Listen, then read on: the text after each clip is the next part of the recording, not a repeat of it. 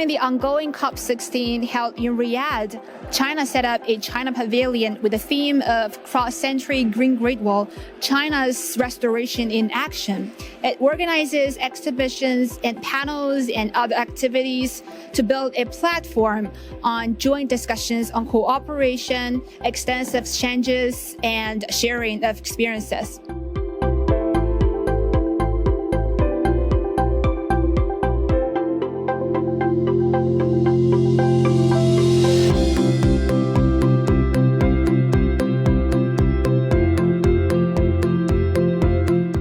What we are seeing that China is doing in competency certification is amazing. It's a combination of traditional knowledge, a safe engagement of local communities. It's bringing new technology, and it's very inspiring because it's demonstrating that it is possible. The China model, it's really showing that you can have development with these green ways. So for this reason, it's so important to have the pavilion here in COP16, and it's so important that they are having this leadership inside the UNCCD COP.